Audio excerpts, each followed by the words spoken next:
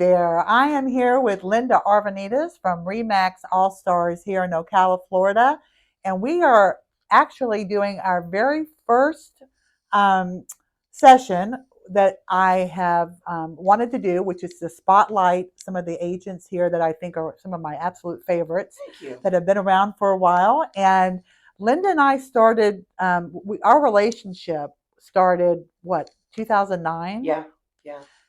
She was one of the first agents that I met, and when I moved to Ocala from St. Petersburg, and I've laughed with her Oh, continuously yeah. over the years. It has always been a trip working with Linda, talking to Linda, spending time with Linda.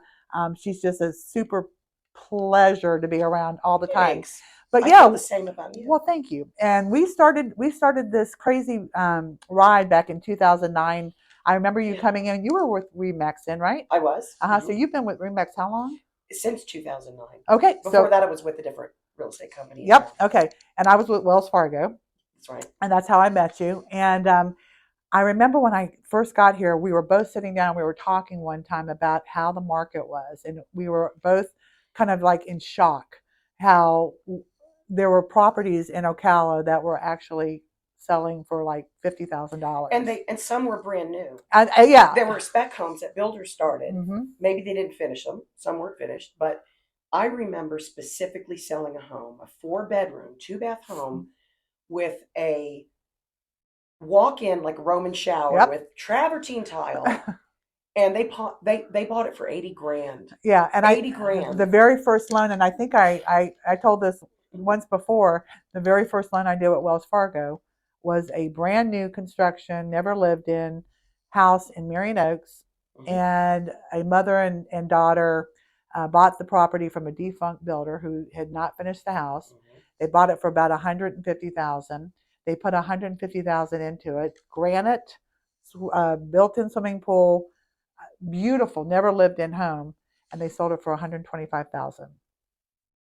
And I was like, oh, that makes me sick to hear I that know, story. I know. And that was the very first loan I did at Wells Fargo, and I had just moved here from St. Pete, and I'm like, what's going on? Yeah. What's happening?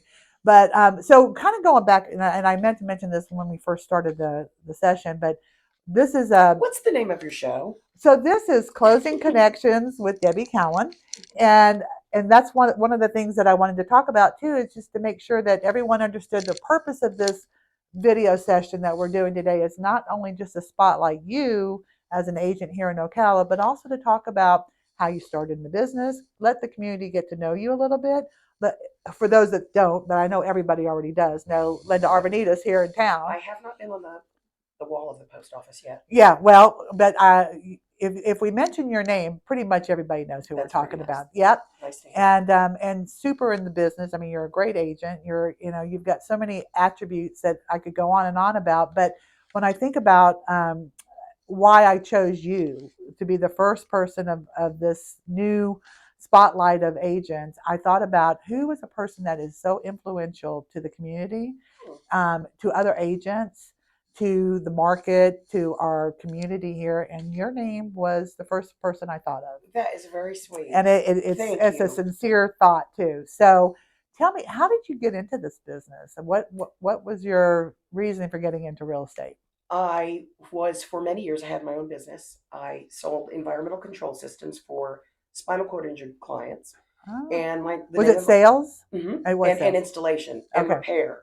And that just got old because I had so many clients across the state of North Carolina, South Carolina, Tennessee, Virginia, that it was wearing on me. Mm-hmm. I loved my customers, but it was just a lot It's a big work. territory. Mm-hmm. It was a big territory, and it was just me. There's a lot of people doing it now, but what I did at that time, hardly anyone had that kind of equipment.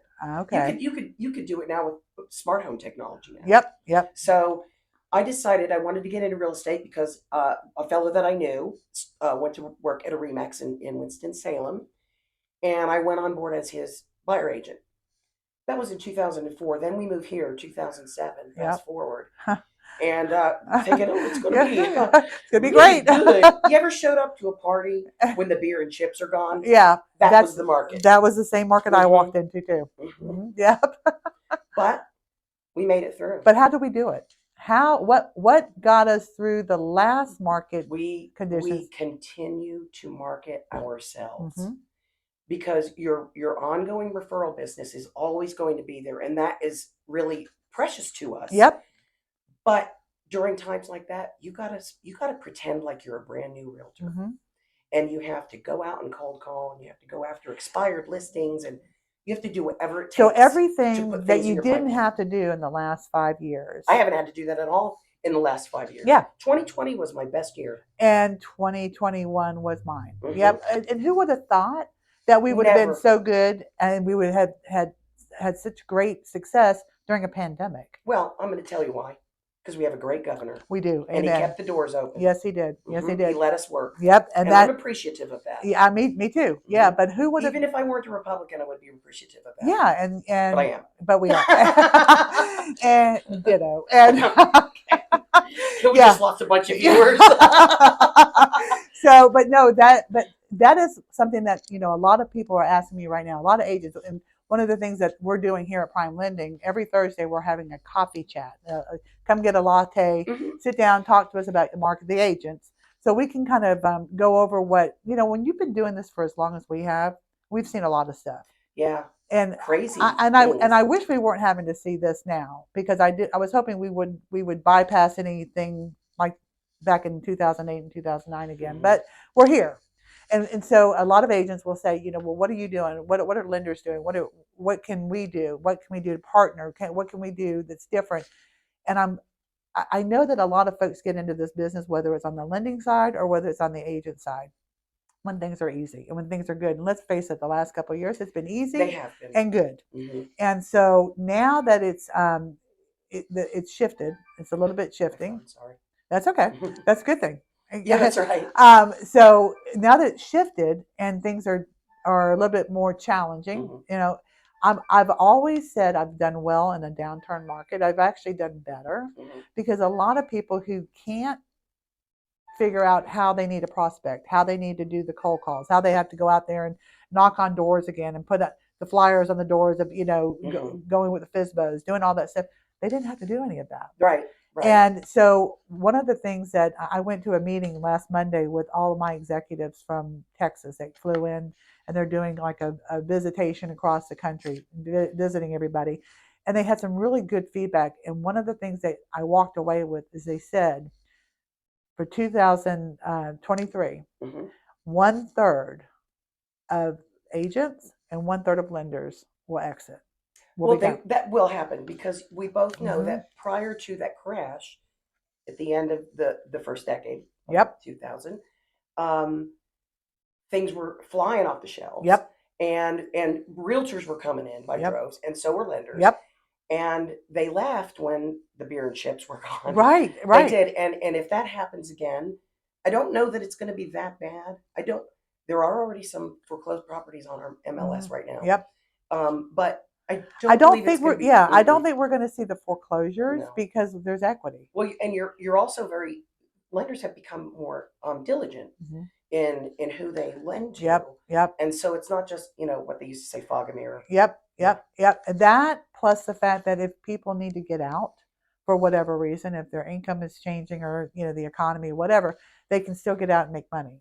Where they're going to go is another question. Right. But, so I don't think we're going to see that degree either. But I do think that the amount of business that we're getting, and another fact, and I think they said $4.2 trillion in sales over the last couple of years is going to drop down to 2. So if everybody's competing for that same customer, that same house, then by attrition alone, it has to happen. There's going to be. So what do we have to do to stay relevant in the market, to be, to be able to sustain through this market? Because it's gonna get better again.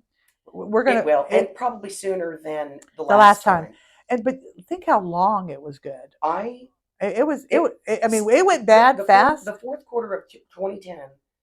It was really when I felt like I was gainfully employed. Yeah. I understand. Yep. I totally get it. Yep. And I remember too thinking, okay, we've come through the storm. Yeah. And so now I think that if we do the things that we know works is going back to the basics. Yeah, it is. And I laugh and I go, okay, there are lenders and there are agents that I've talked to recently that are in fetal positions right now, and it's scary. Well, it's hard to become new in this industry and fresh and not have any business at all. Right. And then you have to, they tell you what to do. Let all your friends and family know. Mm-hmm. But this is what I always thought. What? Way back in 2004. I'm going to let my friends and family know I'm a realtor, and they're going to go, you don't know anything yet.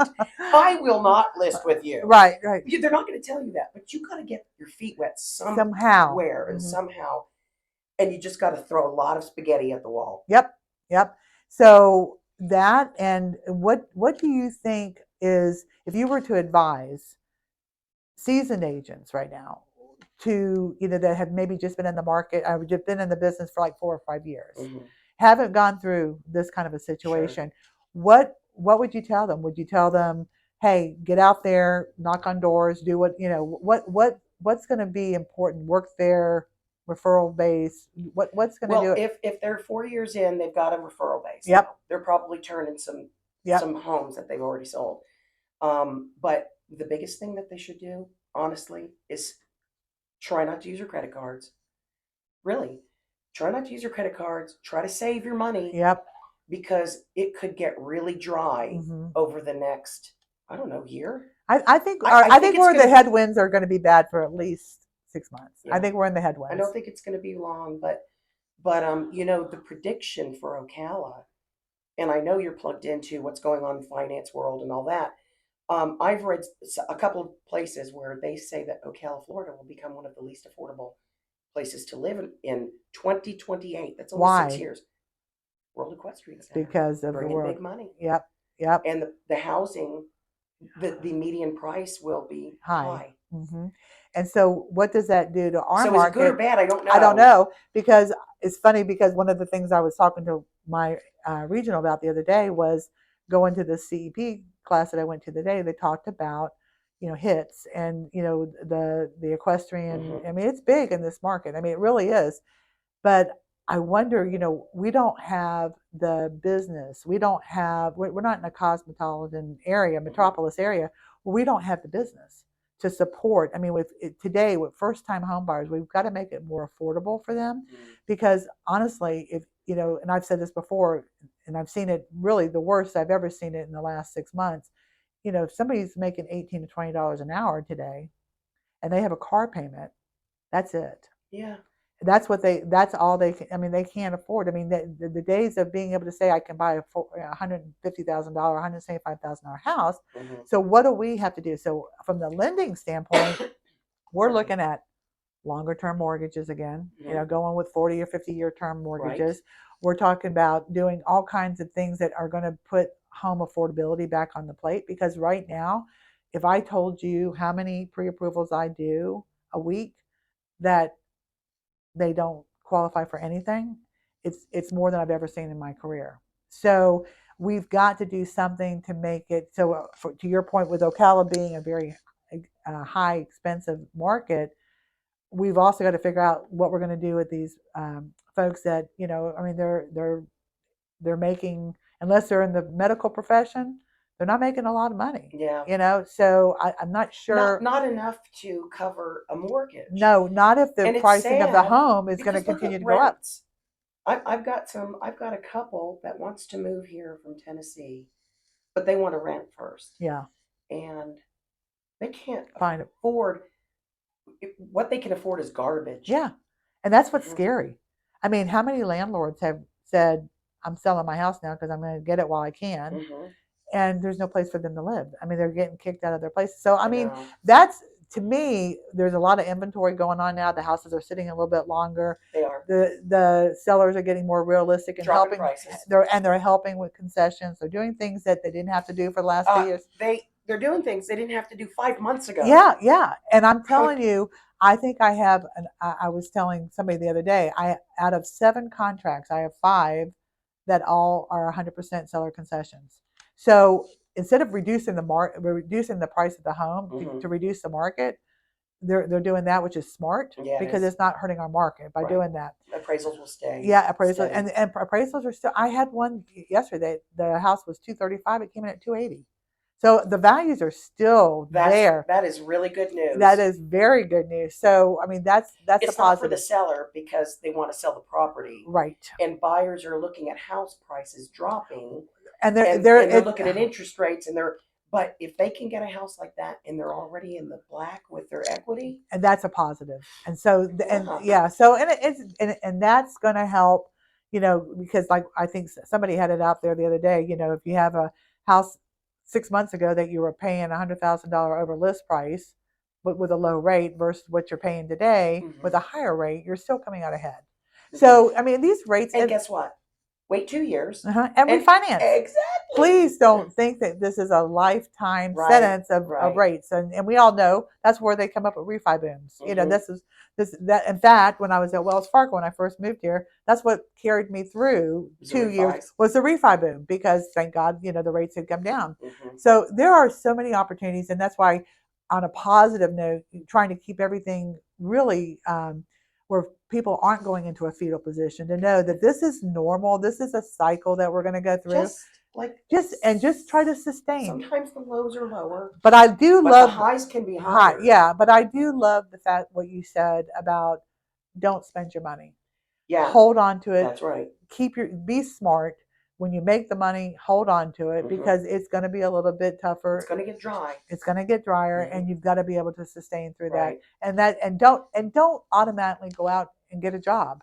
Yeah, right. Commit Give it a little time. Yeah, commit. And do the door knocking again. And we don't actually door knock. Okay, that's dangerous. Right. But going after expired listings Yes. and calling people on the phone First, and for sale by owners. There's I would imagine. I haven't seen many though. I would lately. bet that if there are more of those coming out, that they're struggling worse than the agents are because the market has changed. And I would think that would be a good positive thing to go after too, is if you have somebody. I do see some FSBOs coming through that are going back now with the agents. And there are tools on our MLS that realtors can use that are free, or maybe they cost a little bit of an upcharge, that will help them sort out how they're going to go after buyers and sellers. So going back to when you started in this business, so you've been doing real estate for how long?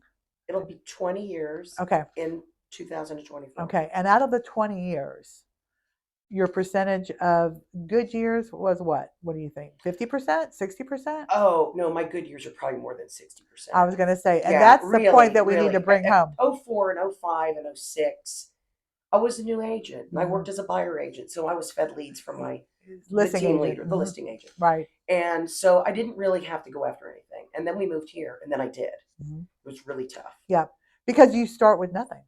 Nothing. When I came here, I didn't know where anything was. No. You know where Shady Road is? No. and that's the same thing. I came in and I'm like, oh my gosh, I don't know one agent. I'm starting from scratch. But it worked out. I mean, I'm glad I made the move. I'm glad I made the change. I do want to talk to you about Women's Council of Realtors. I'm glad you said that, because that's another thing realtors can do. And I want to kind of drive that home with this, because one of the things that I'm doing personally is I think that if the business is slow and you want to be relevant and you want to be the person that they think of when they're thinking about a mortgage or listing a house or whatever that is, you have to be relevant. You have to be relevant in your community. So one of the things that everybody talks about, but nobody really wants to do it, because they have to make the time to network. They have to have the time to really make themselves go out of the side of their comfort zone, walk into a place. Yes. And I'm going to use me as an example, because that's the last thing in the world I like to do. I would rather sleep in, start my day later. I understand. I'll work late. I'm right there with I'll you. work late. Yeah. But if you got to get me up in the morning to go somewhere, I don't like. It's not that I'm not a social person. I'm a social person. However, I am forcing myself to get out there and go into more of the community networking. So it's not just the agent side of it or the real estate side, but it's the community side of Yeah. it. But back to Women's Council. So I've been a member of Women's Council now probably since 2010 as well.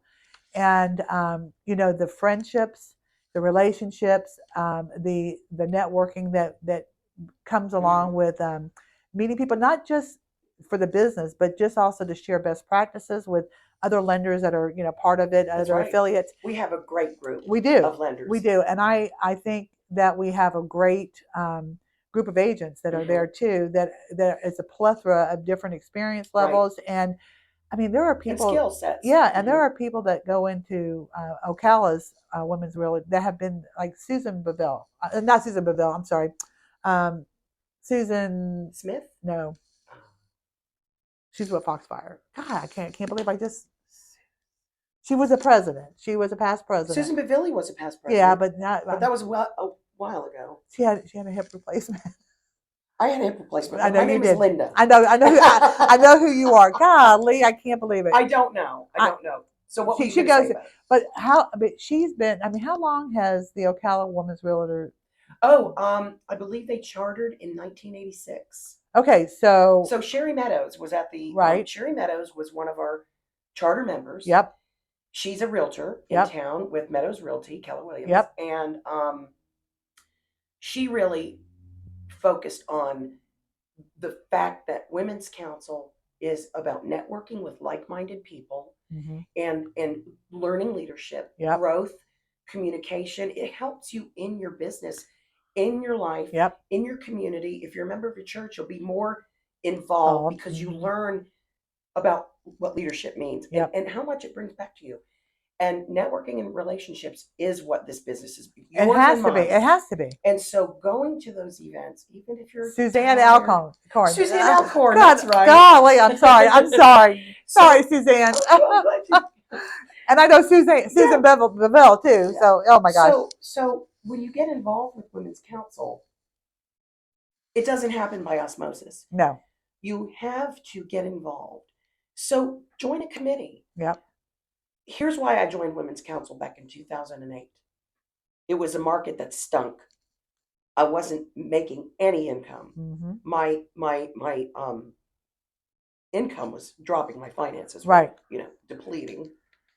And I heard that Women's Council is a great way to network with other like-minded individuals. And when you network, you will be someone they would refer business to in Ocala. Now, you might say, well, I'm not going to go to those state meetings. I'm not going to meet these other people from other.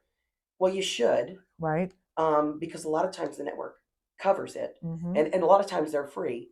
But the other reason is you need to meet other people outside of your little bubble. And even though if I have a listing now and I can tell it's probably going to expire, maybe they're not going to list with me. Yep. I can call a Women's Council member in Ocala and say, look, I'd like you to call these people because I think it's going to expire. So you can still network and refer within the network. Yeah. A lot of people don't want to admit it, but you don't get every deal. No. And you don't keep every buyer. Nope. And you don't sell every house. Yep. So that's why a network like that is so tell me about your affiliation with them. I mean, you have gone pretty far up within the ranks. So right? I did start as vice president of membership, which that's not even a title anymore. And then I was president-elect and president 1 year. And then I shared presidential duties 2 years later with Ellie Trahan. Right. And because we had nobody to fill the position. So they moved to another land. They moved to Europe. So we stepped in and did it. So then after that, I was a district vice president for the state Women's Council, and then I was a governor the next year. And I really loved being a district vice president. I traveled all over the state. I had 7 networks that I was the mentor for and the liaison.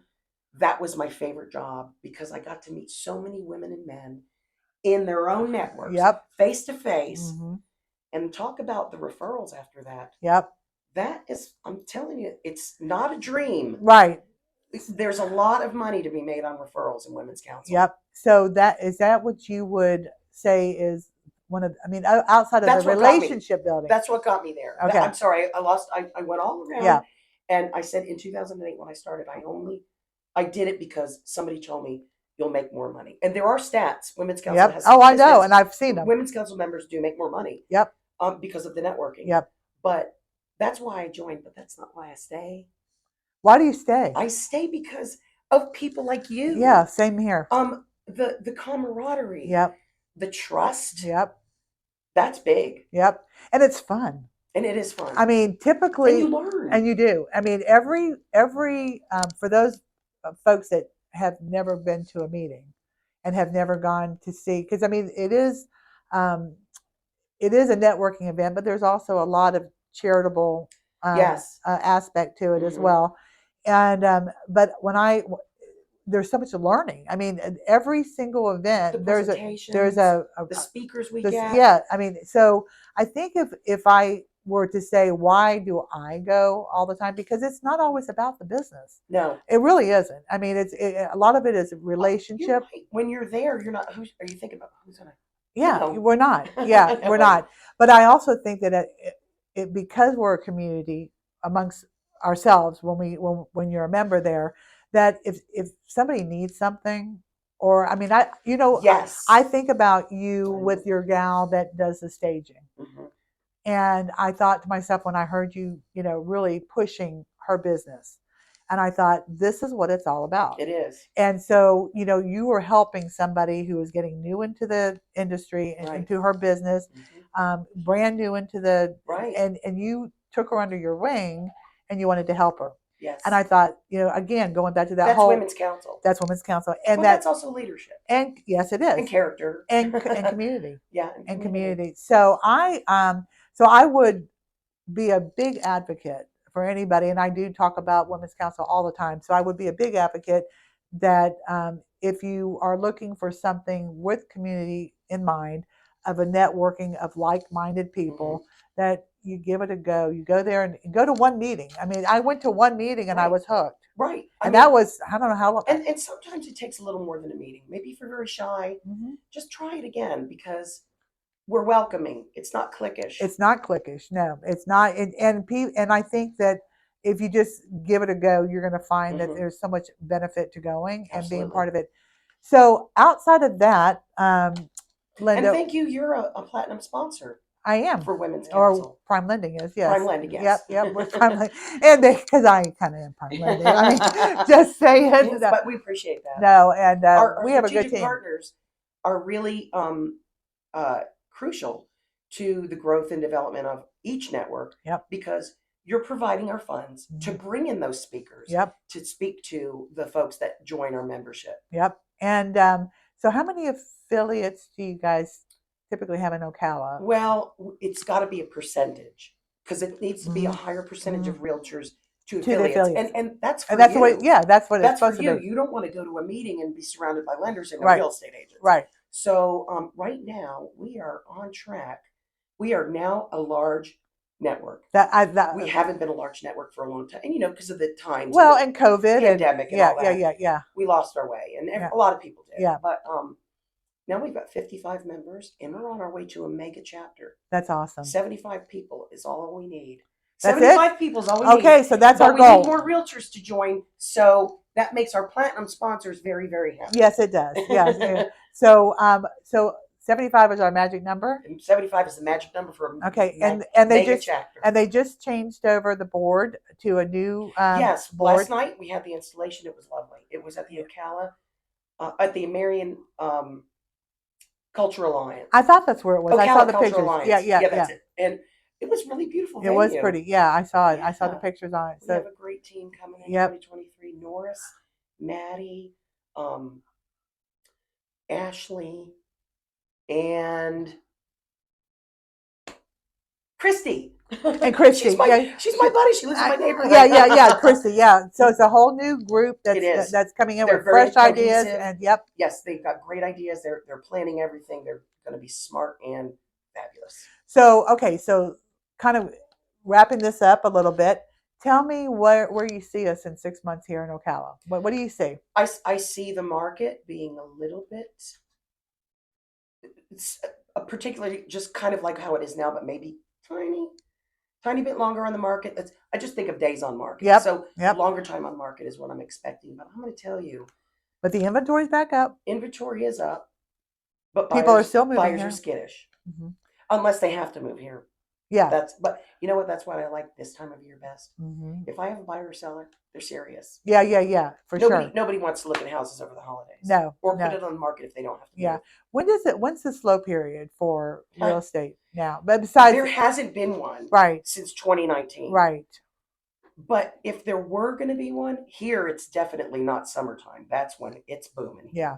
And if you got a house with a pool, It's still good. yeah, Still it's good. done. Okay. And then and so 6 months down the road, we're still Similar to this market, I believe. But that's why I say save your money because we got to get through the holidays. But I believe it's going to pick up. I said World Equestrian Center. They're only in phase 3 of 11 Yep. phases, Yep. and that's going to bring a lot of money from across the world. Hmm. And that's a good thing. It is a good thing. What as an agent to a lender, what could a lender do to help you with your business? Is there anything specific? What do you? Yes. There's talk on the street about this buy down. Hmm. I would like to know more about that Okay. in depth. Yep. And I would like to be able to share it and communicate it effectively to Hmm. my sellers. Yeah. So would we. Because because the thing about the buy downs is it's a great product because you are. Especially for this market. It is. And so, if you have a 2-1 buy down or you have a 3-2-1 buy down, I mean, basically all that means is they're getting a lower rate, a 3-2-1. Hmm. If you're at 7.5 today, then you're going to be what, 4.5 for the first year, 5.5 for the second year, and 6.5 for Right. and then it amortizes out at the current rate. But by that time, you're hoping to refinance because the Exactly. rates will be low again. So the buyers are still qualified on the higher rate because Hmm. eventually it's going to be that. But it just gives them a little bit of a break, Yeah. to their rates. But there are other products out there. I mean, sometimes, I mean, even seller concessions. I have customers right now that they're not doing the buy down. Hmm. They're having the seller pay the concessions to buy the rate down permanently, Hmm. not just for the. Oh, Okay. okay. So there's Which different products. there So is I would different like to products. have some sort of a Yep. graph or Okay. to help So me with that's that. something that I'm going to work on for Hmm. you, get you over there. And then one of the things right now, like with prime lending, we have a proprietary ARM product that's my biggest seller right now. And if you have a primary residence and they put 20% down and they have a 720 score, they're going to get a 6.38 rate for Hmm. 5 years fixed. So again, by the time that 5 year period is up, they're Yeah. going to refinance anyway. Hmm. But that's the lowest rate they can get, and no points. So Hmm. so right now, for those of you who are interested in the financial side of the business, banks aren't making any money on these rates. So even Yeah. though the rates are high, we can't even get to a par rate. So what that means is we can't get to a rate without points. So you could have a FHA buyer at 6.75, and they're going to pay 1.5 for that rate. Well, those people don't have money. Yeah. They don't have the extra. That's the problem. It's all they could do to come up with 3.5%. So Many times. that's where the seller concessions are coming into play. Mhm. But that's how bad the market is as far as the financial side of it, Mhm. because we can't even get to a par rate. Wow. So, and I've never seen that before. I've never seen it Isn't where that crazy? it's crazy. So if you're, a VA buyer or whatever, if they want to, the lowest rate that we have on the floor rate has a 1.5 to it, that's tough. So if you can get into an ARM on conventional, Hmm. and we have second homes that you can do it with second homes now too, because Fannie and Freddie changed all the guidelines on second homes, and the pricing on that's the same as an investment. So we lost all that positive, second home is the same as a primary. It's not the fact anymore, but we can do it on the ARM now. So so we're going to get creative. There's ways. So that's the one Get thing. your home That's the one Mhm. thing I can tell you, and that's when you're talking to a lender, whoever that lender may be, everybody has the same product. It really. I mean, in today's world, everybody pretty much has everything. Mhm. So it's all about service. It's all about who can get the job done and how long, and the experience Right. matters as well. But we're going to come up with products that are going to allow people to continue to buy homes because the real estate market controls such a high percentage of our economy. Yes, it is. And we have to have real And estate. the real estate market leads. Yes, and we Mhm. have to have real estate. And we're still doing good. Yeah. It's not dire. No, Mhm. it's just different. It's It just is different. readjusting. And so people have to kind of go in line with that. Well, I got a little quick thing to tell you before I know you need to wrap Yeah. up. I had a customer, we just closed on her house, and when it went on the market, she thought she was going to have buyer after buyer after buyer. And she goes, do you remember the days when you had multiple buyers and multiple offers? I said, yeah, it was just 2 weeks ago. Exactly. Yeah. Remember that time when they were going Yes. over list price? Yeah. Didn't matter what the cost of the house was. They were just going to buy it. You just knew. You just knew it was going to sell. Yeah. Yeah. No, we're not there now. No, no. It lasted a nice amount of time. But I will tell you, just to kind of For add, those buyers. yeah, I will let you know. One of the things I'm seeing a big difference. In fact, I've done it every weekend for 6 weeks now. I'm working open houses again, which I haven't had to do forever. Yes, open houses are back. And customers, buyers are walking in going, I can't believe you guys are doing an open house. They're getting used to doing the same thing. They're enjoying the fact they can go back and actually view the house, be in it, walk through it, not have to do a virtual tour of it, and be able to see it, touch it, and all that. So that's one of the things that I'm doing that I haven't had to do in forever. So, but yeah, the market is definitely different. It's readjusted, but it's still so profitable. It's still the best business in the world to be in. Amen, sister. Yeah, sister. Give me a high five. All right. So thanks, Linda Arvanitis from Thank Remax you. All Stars, and thanks for being my first. It's my pleasure. My very, very first. Love you, girl. Love you too. Okay.